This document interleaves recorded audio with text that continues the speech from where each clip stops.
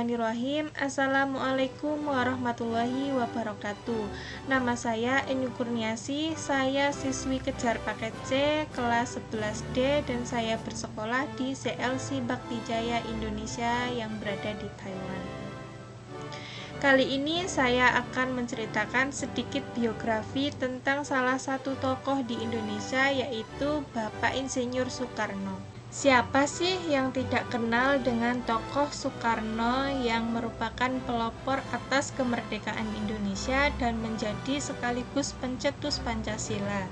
Soekarno merupakan presiden pertama Indonesia yang akrab dipanggil dengan Bung Karno.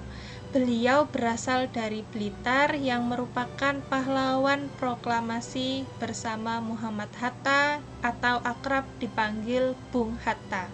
Soekarno dilahirkan dari pasangan Raden Sukemi Sosrodihardjo dan Ida Ayu Nyoman-Rai di Surabaya pada tanggal 6 Juni 1901 dengan nama asli Kusno Sosrodihardjo. Namun beliau ini sering sakit. Orang tuanya mengganti nama menjadi Soekarno. Soekarno memiliki saudara kandung perempuan yang bernama Soekarmini. Masa kecil Soekarno yaitu beliau hanya sedikit menghabiskan masa kecil bersama orang tuanya di Blitar. Hingga kemudian beliau tinggal bersama kakeknya bernama Raden Harjoko di Tulung Agung, Jawa Timur. Di sana beliau sempat bersekolah walaupun tidak sampai selesai karena beliau ikut dengan orang tuanya pindah ke Mojokerto. Di Mojokerto beliau bersekolah yang dengan tempat ayahnya menjadi guru. Namun pada tahun 1911 ayahnya memindahkannya sekolah ke ELS atau Europese Lagery School untuk lebih mudah masuk ke HBS atau Hoogere Burger School di Surabaya. Setelah tamat dan bersekolah di HBS tahun 1915, Soekarno kemudian tinggal di rumah Haji Umar Said Djokroninoto atau yang merupakan kawan dari ayah Soekarno yang dikenal sebagai pendiri dari Serikat Islam atau bisa disebut SI. Di rumah Cokroaminoto, Soekarno muda mulai belajar berpolitik dan juga belajar berpidato, meskipun cenderung ia lakukan sendiri di depan cermin di kamarnya. Di sekolahnya yaitu Hoogere Burger School atau HBS, Soekarno mendapat banyak ilmu pengetahuan. Setelah lulus dari Hoogere Burger School pada tahun 1921, Soekarno kemudian pindah ke Bandung dan tinggal di rumah Haji Sanusi dan melanjutkan studinya ke Tenshinsu Hockey School atau bisa disebut THS, jurusan Teknik Sipil yang sekarang menjadi ITB, dan lulus pada tanggal 25 Mei 1926 dengan gelar insinyur. Sedikit perjuangan Insinyur Soekarno. Lulus dari THS, Insinyur Soekarno kemudian mendirikan Biro Insinyur pada tahun 1926 bersama Insinyur Anwari yang mengerjakan desain dan rancang bangunan. Disinilah yang menjadi cikal bakal berdirinya Partai Nasional Indonesia atau PNI yang berdiri pada 4 Juli 1927. Disinilah beliau mengamalkan ajaran Marhainisme yang bertujuan agar bangsa Indonesia bisa merdeka dan lepas dari jajahan Belanda. Dari keberaniannya inilah yang membuat Soekarno ditangkap oleh Belanda di Yogyakarta dan memasukkannya ke penjara Banshee di Bandung pada bulan Desember 1929.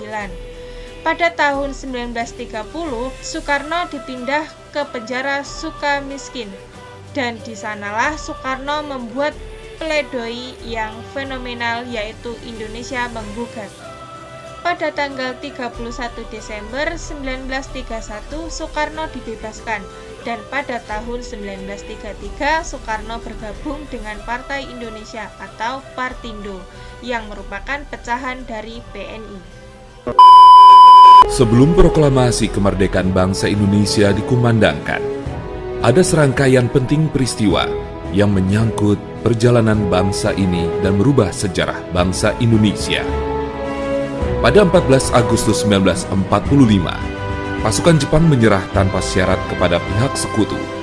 Berita ini diketahui oleh kalangan pemuda bangsa Indonesia di Bandung pada 15 Agustus 1945 melalui berita siaran radio BBC London.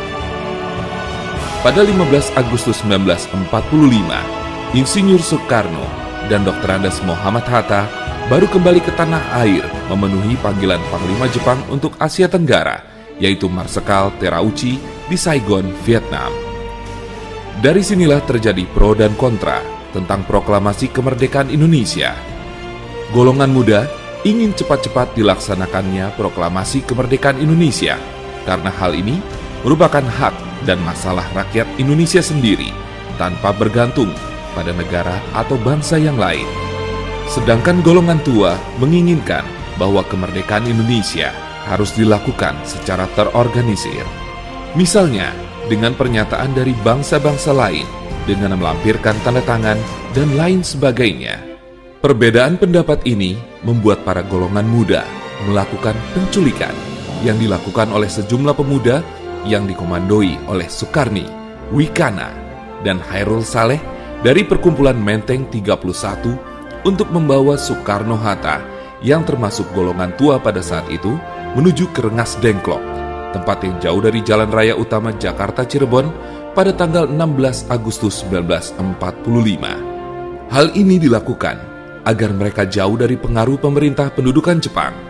Saat itu, di Jakarta terjadi pula perundingan yang sangat sengit antara Ahmad Subarjo yang mewakili golongan tua dengan Wikana yang mewakili golongan muda. Dan akhirnya tercapai kesepakatan bahwa kemerdekaan Indonesia, proklamasi kemerdekaan Indonesia harus dilaksanakan di Jakarta. Pada tanggal 17 Agustus 1945, Indonesia memproklamasikan kemerdekaannya dan teks proklamasi dibacakan secara langsung oleh Insinyur Soekarno. Pada tanggal 18 Agustus 1945, Soekarno dan Muhammad Hatta diangkat oleh PPKI menjadi Presiden dan Wakil Presiden Republik Indonesia. Pada tanggal 29 Agustus 1945, pengangkatan Presiden dan Wakil Presiden dikukuhkan oleh KNIP.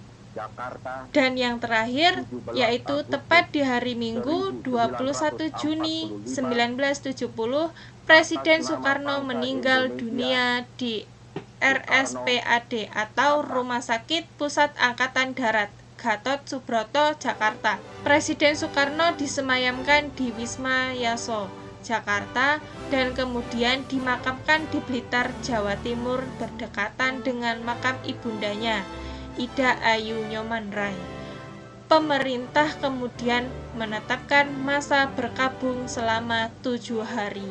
Demikianlah sedikit biografi tentang salah satu tokoh mulia kita di Indonesia, yaitu Bapak Insinyur Soekarno, yang dapat saya sampaikan. Semoga dapat digunakan sebagai literatur yang bermanfaat untuk Anda semua. Kurang dan lebihnya saya mohon maaf. Wassalamualaikum warahmatullahi wabarakatuh. Proklamasi. Kami, bangsa Indonesia, dengan ini menyatakan kemerdekaan Indonesia. Hal-hal yang mengenai pemindahan kekuasaan dan lain-lain diselenggarakan dengan cara saksama dan dalam tempo yang sesingkat-singkatnya.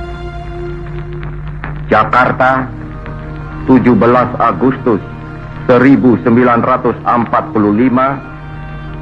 atas nama bangsa Indonesia, Soekarno, Hatta.